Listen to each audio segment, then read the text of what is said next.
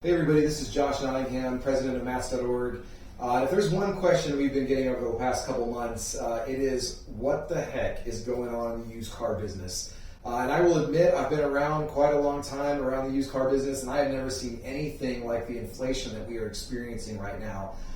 There is about 40% over the last 12 months inflation in used car prices, which is absolutely unheard of, and it's creating all kinds of problems and questions. And we just wanted to film a quick video to try to do our best to explain why that's happening and then what to do about it. First, I want to say that inflation is happening over all kinds of products. I mean, everything from milk and butter and groceries to houses to lumber to raw materials like plastic for all kinds of things. But yes, I will admit 40% is pretty exceptional. That is a pretty crazy thing to try to figure out how to respond to. But before we get to that, let me just talk for a minute about what's causing it. So basically, supply and demand curves look like this, and this is a two-pronged problem for us. Supply and demand both are kind of messed up compared to where they were a year ago. Demand is running at an all-time high for all kinds of reasons. The two biggest I would point to is that the federal government has put a significant amount of cash in the pocket of the average person, and that creates demand for all kinds of products. Two, COVID created a lot of pent-up demand for a lot of things that couldn't be bought over the past couple of years, specifically travel. And so when a lot of demand is pent up and then released, you have this huge flush of capital into the market, creating demand for all kinds of products, including used cars. The bigger issue, though, is on the supply side. So demand is really strong, supply is really weak, and that is a recipe for high prices. Supply being weak, it starts ultimately with the chip problem that you may have read about in new cars, that a lot of new cars couldn't be built because we were waiting on chips that basically couldn't, they were primarily coming out of China, they weren't being made, created a really low supply of new cars.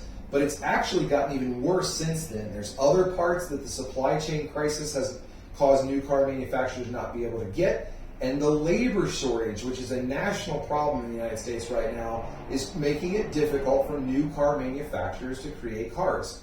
Well, when new car manufacturers can't create cars, this trickles down to used cars. The best example I can give of this is rental car companies.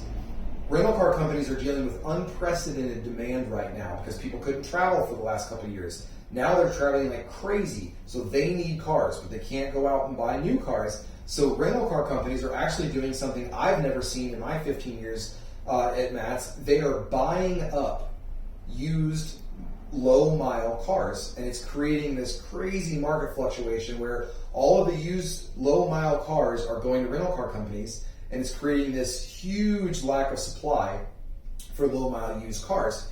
Well, you combine that with the demand issue, and all of a sudden dealers are trying to figure out how the heck do I respond to this. And usually, by the way, what they're doing is car dealers usually, and you've probably read about this in some of the stuff that we've created, I believe that most car dealers are not really great about properly reconditioning cars.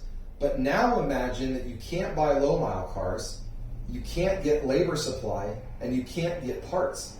Now you've got low mile cars being gone and higher mile cars not being properly reconditioned. So you got low supply, high demand, which doesn't take a PhD in economics to realize is going to mean high prices. So the question is what to do about it. I think it's a three-pronged strategy about what to do about it. But first, what not to do. The response that I hear more than any other is I'm going to wait it out. And you are welcome to try. I heard that response from people 6 months ago who are absolutely kicking themselves for not buying a car 6 months ago because the prices now are significantly higher than they were 6 months ago, even though 6 months before that they were even lower. So every indicator that I see says we're going in the wrong direction. The prices are going to continue to rise over at least the next year or two. I don't know that there will be any major change in the market that will affect things before about 18 to 24 months from now.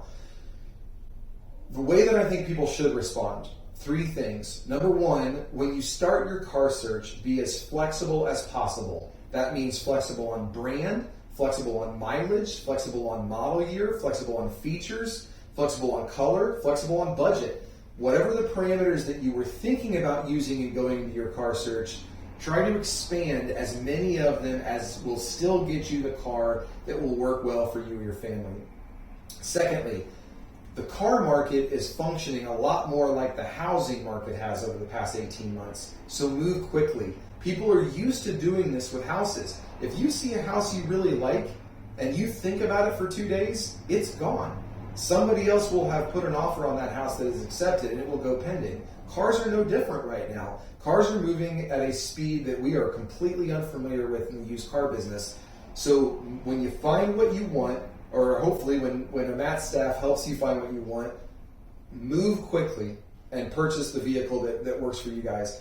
Thirdly, and this is a strategy that we have been talking about at Matt's over the past about 5 or 6 years, buy a vehicle with higher miles than you think. Yes, we are dealing with unprecedented inflation in every car. However, I would argue older and lower miles is where you run into quality issues. But going newer with higher miles, you're going to get better quality than you think because the cars are lasting much longer than they used to. And you are going to buy into the lower, slower depreciation curve. We have people all the time say, hey, I kind of like that idea, but I'm concerned about the risk. And I would argue the best response to that is instead of buying low miles to lower your risk and paying more money than I think the car is worth, go high miles and buy an extended warranty.